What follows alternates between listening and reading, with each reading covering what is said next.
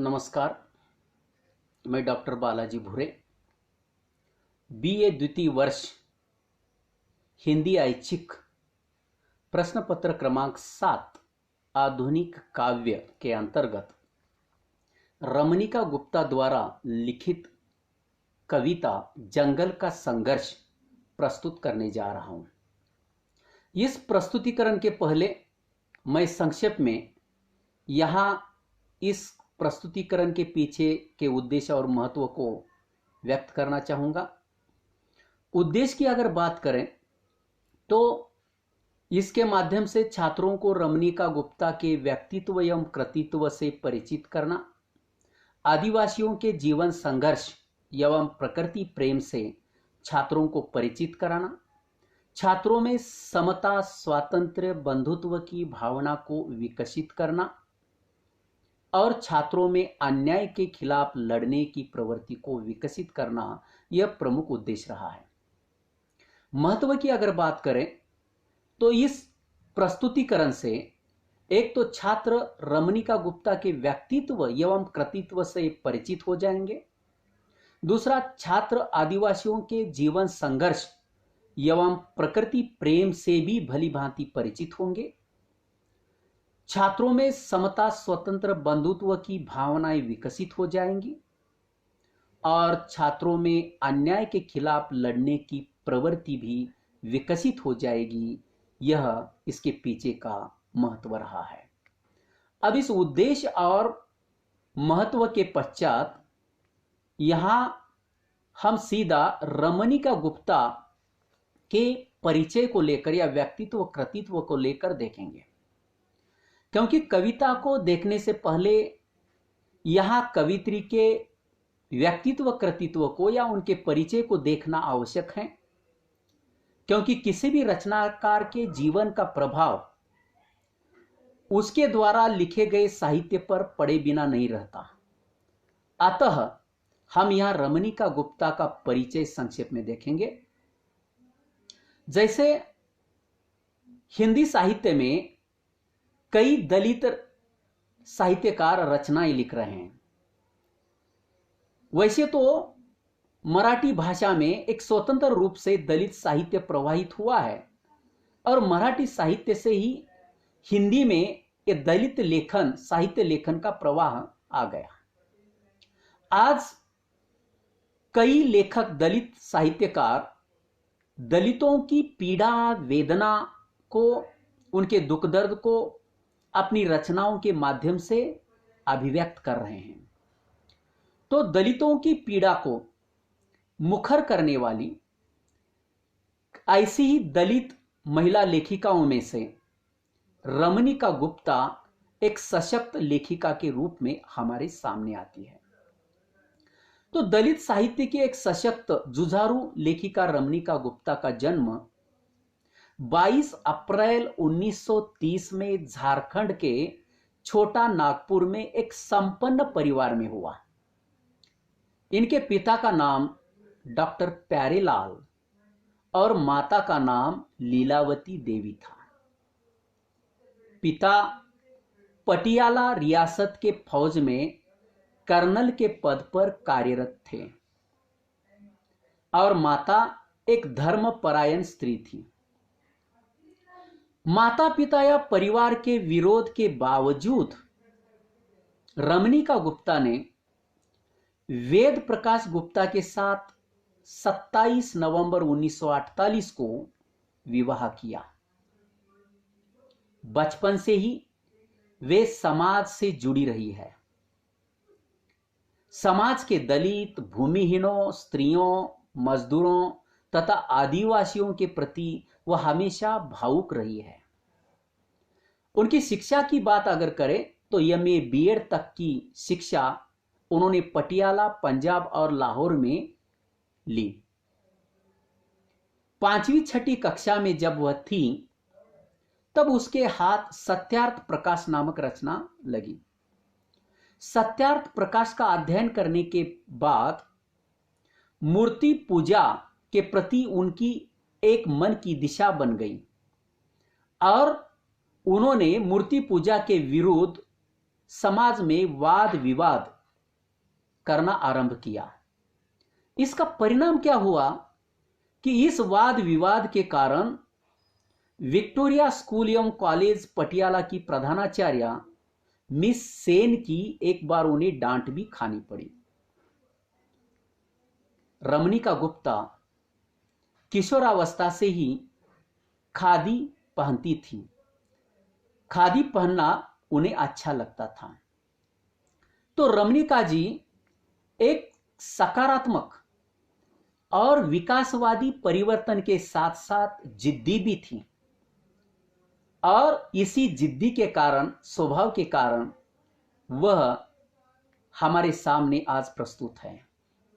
उन्होंने अपने इस स्वभाव को लेकर एक जगह लिखा भी है कि मैं संभवतः जिद्द अगर मुझ में नहीं होती तो मैं कहीं गृहिणी बनी रोटियां पका पका कर 8-10 बच्चों को खिलाकर संतुष्ट रही होती, लेकिन ऐसा नहीं किया। उसके जिद्दी स्वभाव ने समाज के साथ उसके संवेदनशील मन को जोड़ दिया। अतः दलितों, आदिवासियों, स्त्रियों के प्रति वह संवेदनशील बनती रही। उनके दुख दर्द, उनकी पीड़ा को वह समझती रही। साथ ही साथ बिहार तथा झारखंड की पूर्व विधायक, विधान परिषद की पूर्व सदस्य के रूप में भी उन्होंने कार्य किया। एक कुशल संपादक, लेखक, कवि, समाज सेविका, कथाकार, आलोचक के रूप में आपने दलित और सर्वहारा समाज को पहचान देने का महत्वपूर्ण कार्य किया है। उनके लेखन कार्य को देखकर उन्हें विविध पुरस्कारों से सम्मानित भी किया गया, जैसे महात्मा ज्योतिबा फुले विद्या वाचस्पति अलंकरण, साहित्य सरस्वती सम्मानोपाधि, अंबेडकर चेतना सम्मान, मध्य प्रदेश दलित साहित्य अकादमी का विशिष्ट पुरस्कार जो गैर दलित साहित्यकारों को दिया जाता है। इन सभी विविध पुरस्कारों से रमणिका गुप्ता को पुरस्कृत किया गया, सम्मानित किया गया। रमणिका गुप्ता की रचनाओं को लेकर अगर हम यहां देखेंगे तो काव्य संग्रह में उनका सबसे महत्वपूर्ण योगदान रहा है। तो काव्य संग्रह की अगर बात करें तो गीत अगीत, अब और तब, खूंटे, आम आदमी के लिए, पूर्वांचल एक कविता, यात्रा, प्रकृति युद्धरत है, कैसे करोगे बंटवारा इतिहास का, विज्ञापन, बनता कवि, आदमी से आदमी तक, भला मैं कैसे मरती, अब मूर्ख नहीं बनेंगे हम, तुम कौन, मैं आजाद हुई हूं, तिल तिल नूतन, भीड़ कतार में चलने लगी, आदि उनके कविता संग्रह है। अब इस काव्य संग्रह के साथ साथ सीता और मौसी जैसा चर्चित 2 उपन्यास भी उन्होंने लिखे हैं। बहु जुठाई उनका काफी प्रसिद्ध कहानी संग्रह है, जिसमें एक दलित स्त्री की वेदना पीड़ा को उन्होंने अभिव्यक्त किया है। नया मिजाज नामक गजल भी उन्होंने लिखी है। रमणिका गुप्ता की एक आत्मकथा काफी प्रसिद्ध है, चर्चित है, जिसका नाम है हद से। काव्य संग्रह, उपन्यास, कहानी संग्रह, गजल, आत्मकथा, इन रचनाओं के साथ साथ इन्होंने समीक्षात्मक लेखन भी किया है। राष्ट्रीय एकता और विघटन के बीच असम नरसंहार एक रपट, दलित वाम के कटघरे और दलित साहित्य, दलित चेतना साहित्य, दलित सपनों का भारत आदि इनकी चर्चित रचनाएं हैं। तो यहां उन्होंने कहानी हो, कविता हो, उपन्यास हो, आलोचनात्मक ग्रंथ हो, इन विविध विधाओं पर लेखनी कर हिंदी साहित्य के विकास में एक महत्वपूर्ण योगदान दिया है। अब इनके द्वारा जो चर्चित कविता है जंगल का संघर्ष, इसे हम यहां देखेंगे। तो इससे पहले इस कविता का आशय को लेकर अगर देखा जाए तो रमणिका गुप्ता जी ने इस कविता में आदिवासियों के संघर्ष की तथा उनकी एकता एवं प्राकृतिक प्रेम को व्यक्त किया है। वैसे तो हम सभ्य बनने की होड़ में सरकार से मिलकर हमने हमेशा जंगलों का नाश ही किया है। जंगल तोड़ तोड़कर बड़े बड़े नगर हमने बनवाए हैं, क्योंकि हम स्वयं को सभ्य मानते हैं। लेकिन सभ्य नहीं, हम तो विनाशक बनते जा रहे हैं। तो ऐसे समय भले ही हम सभ्य हो, लेकिन जंगलों की रक्षा आदिवासियों ने की है। जब जब जंगलों पर आक्रमण होने लगे सरकार की ओर से, हमारे जैसे सभ्य लोगों की ओर से, तब तब जंगल की रक्षा करने का महत्वपूर्ण कार्य आदिवासियों ने किया है। आदिवासियों का जंगल के साथ अटूट रिश्ता रहा है। उनका नृत्य, उनके गीत, उनकी संस्कृति, उनका रहन सहन, उनके आचार विचार, उनके जीवन की पूरी धड़कन जंगल में बसी है। जब जब भी बाहरी सत्ता ने जंगलों पर आक्रमण किया, बेदखल करने की कोशिश की, छीनने की कोशिश की जंगलों को, तब तब आदिवासियों ने अपने जान पर खेलकर जंगलों को बचाया है, जंगलों की रक्षा की है। इसी संघर्ष को, उनके जंगल के प्रति प्रेम को, जंगल सौंदर्य प्रेम को, इस जंगल का संघर्ष इस कविता में लेखिक कवित्री ने अभिव्यक्त किया है। तो क्या कहती है जंगल का संघर्ष में कवित्री? कि एक घटना को उन्होंने लिया है कि सन 1968 की घटना उन्होंने यहां ली है। कवित्री कहती है, सितंबर था सन 1968 का, जंगल के आदिवासी वनवासी को नारा दिया था हमने, घूस नहीं अब घुसा देंगे। देखिए, सन 1968 की बात है, सितंबर महीने की, जब आदिवासियों का संघर्ष आरंभ हुआ था। उससे पहले हमने आदिवासियों को एक नारा दिया था। कौन सा नारा दिया था? कि घूस नहीं अब घुसा देंगे। जो जंगल को हथियाने की कोशिश करने वाले जो बाहरी सत्ता थी, तो उन्हें रिश्वत देना पड़ता था, लेकिन अब घूस नहीं हम देंगे, रिश्वत नहीं देंगे, बल्कि उसके आक्रमण का खुलकर विरोध करेंगे, डटकर विरोध करेंगे, सामना करेंगे। तो इस प्रकार का नारा हमने आदिवासियों को दिया था।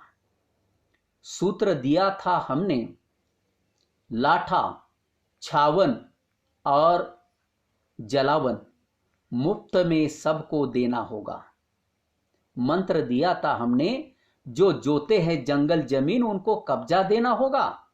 सपना दिया था हमने। देखिए, यहां कवित्री कहती है कि आदिवासियों को हमने एक सूत्र दिया था। कौन सा सूत्र? लाठा, छावन और जलावन, अर्थात जल, जमीन और जंगल। जल, जमीन और जंगल मुफ्त में सबको मिलेगा, मुफ्त में मिलेगा। यह सूत्र हमने दिया था। उनका अधिकार है आदिवासियों का, अतः जल, जंगल और जमीन उन्हें मुफ्त मिलनी चाहिए, मुफ्त मिलेगी। मंत्र दिया था हमने, जो जोते हैं जंगल जमीन उनको कब्जा देना होगा।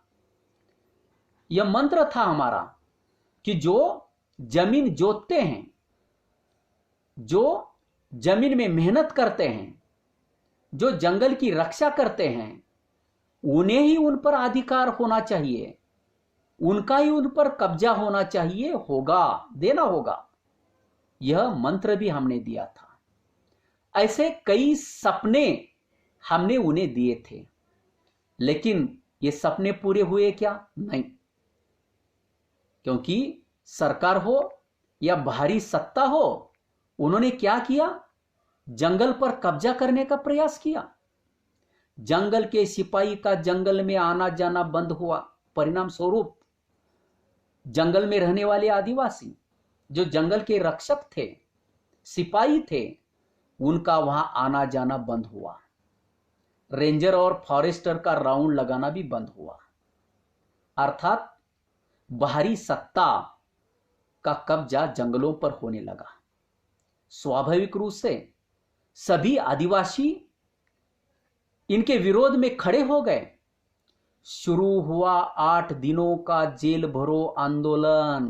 देखिए, आदिवासियों ने जेल भरो आंदोलन आरंभ किया। 8 दिनों का, पूरे सप्ताह का 8 दिनों का जेल भरो आंदोलन उन्होंने आरंभ किया। गांव गांव में गूंज उठी जेल चलो की तान। जंगल का मन, जन जन का मन मर मिटने के उद्यत। क्या हुआ? जेल भरो अभियान आरंभ किया इन्होंने। यह नारा गांव गांव में गूंजने लगा। जेल चलो की गूंजे गांव गांव में उठने लगी। आवाजें आकाश में गूंजने लगी, जेल चलो। और इस गूंज के कारण जंगल में रहने वाला हर मन, हर आदिवासी, जन जन, प्रत्येक आदिवासी, प्रत्येक व्यक्ति का मन एकत्रित हुआ और वह जंगल की रक्षा के लिए, मर मिटने के लिए तैयार हो गए। तो इस प्रकार इनका संघर्ष आरंभ हुआ। आदिवासियों का अद्भुत था जुटान, उनका एकत्रित होना अद्भुत था। एक साथ कम समय में वो एकत्रित हो गए। हजारीबाग के झेप गए सदान, जो मैदान था हजारीबाग का, वो भी पूरा का पूरा भरने लगा। चप्पे चप्पे में फैले तीर कमान। आदिवासियों के शस्त्र है तीर और कमान, वो लेकर चप्पे चप्पे में वह फैलने लगे। मांडू में लगे मक्का के ढेर वहां एकत्रित होने लगे। सुबह शाम सत्याग्रहियों का मेला होने लगा। वह लोगों को एकत्रित करने लगे, आदिवासियों को एकत्रित करने लगे। सोमवार को राहो, मंगल को पचमो, बुधवार कर्मा, जुमेरात रतवै और शनिवार को पूरे जिले का रेला। आदिवासियों ने यह नियोजन किया। ये जो 4-5 यहां शब्द आए हैं, राहो, पचमो, कर्मा, रतवै, ये क्या है? ये गांव के नाम है। ये बिहार के गांव के नाम है। सोमवार को राहो गांव में मेला, बुधवार को कर्मा गांव में मेला, जुमेरात को अर्थात गुरुवार को रतवे गांव में मेला, शनिवार को पूरे जिले का रेला। जेल भरो अभियान का यह अद्भुत था मेला, अद्भुत था। यह मिलाप आदिवासियों का अद्भुत था। यह नजारा बड़ा अद्भुत था, क्योंकि पूरे दिन का उन्होंने यह कार्यक्रम तैयार किया था। जेल भरो अभियान का यह अद्भुत था मेला। अब इस जेल भरो अभियान में जोड़रा का दर्रा खा खाकर, क्योंकि यह सब अलग अलग पदार्थ तो आंदोलन में खाने को नहीं मिलेंगे। इस अभियान में कई पीड़ाओं को सहना पड़ता है, भूखा रहना पड़ता है। तो जोड़रा यानी भुट्टे, मकई के भुट्टे खा खाकर आड़े रहे जंगलों के वासी। ये जंगल में रहने वाले जो आदिवासी थे, वह मकई के भुट्टे खा खाकर इस अभियान को पूरा करने के लिए आड़े रहे। सरकार झुकी। परिणाम क्या हुआ? सरकार को झुकना पड़ा और जमीनें छूटी।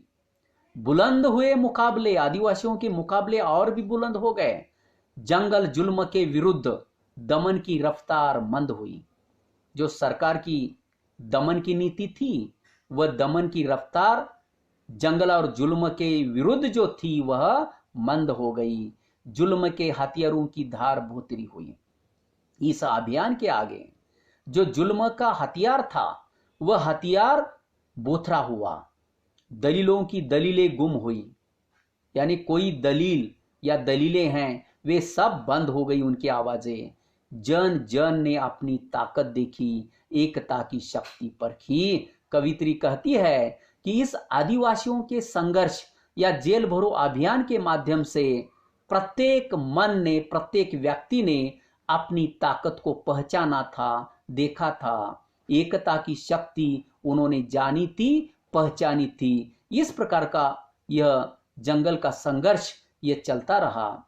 निष्कर्ष रूप में अगर हम कहें तो जंगल का संघर्ष इस कविता में रमणिका गुप्ता जी ने आदिवासियों के जीवन संघर्ष एवं उनकी पीड़ा को व्यक्त किया है। इस कविता के माध्यम से हमारे सामने कुछ निष्कर्ष बिंदु आ जाते हैं। जैसे एक, यहां आदिवासियों की समता तथा उनका प्राकृतिक प्रेम व्यक्त हुआ है, एकता की बात यहां दिखाई देती है। दूसरा, आदिवासियों की जंगल के प्रति आत्मीयता तथा सजगता यह भी यहां दिखाई देती है, अर्थात जंगल के प्रति उनका अटूट प्रेम, और कोई बाहरी सत्ता अगर उस पर आक्रमण करती है तो पूरी सजगता के साथ वह किस प्रकार उनका विरोध करते हैं, यह भी यहां व्यक्त हुआ है। सृष्टि है तब से जंगल के साथ आदिवासियों का गहरा रिश्ता रहा है, यह आज का नहीं है। सृष्टि से आरंभ से ही आदिवासियों का जंगल के साथ अटूट रिश्ता रहा है। आदिवासी शब्द की अवधारणा अगर देखें तो उनकी अस्मिता और अस्तित्व जंगलों से ही परिभाषित होता है। प्रस्तुत कविता में आदिवासियों का अन्याय के प्रति संघर्ष व्यक्त हुआ है। कुल मिलाकर जंगल का संघर्ष इस कविता के माध्यम से रमणिका गुप्ता जी ने आदिवासियों का जंगल के प्रति प्रेम एवं संगठन तथा उनकी संघर्ष क्षमता को व्यक्त किया है। इससे आज हमें यह सीख मिलती है कि अन्याय या दमन के खिलाफ जब तक हम एकत्रित नहीं होते, संगठित नहीं होते, तब तक हमें सफलता नहीं मिलती, तब तक हम अन्याय तथा अत्याचार के खिलाफ आवाज नहीं उठा सकते, उससे मुक्ति नहीं पा सकते।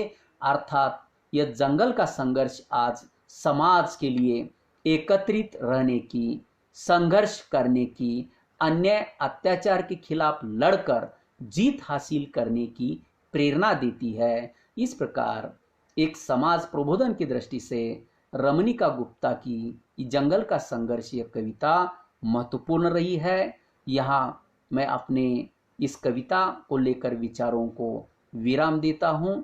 बहुत बहुत धन्यवाद।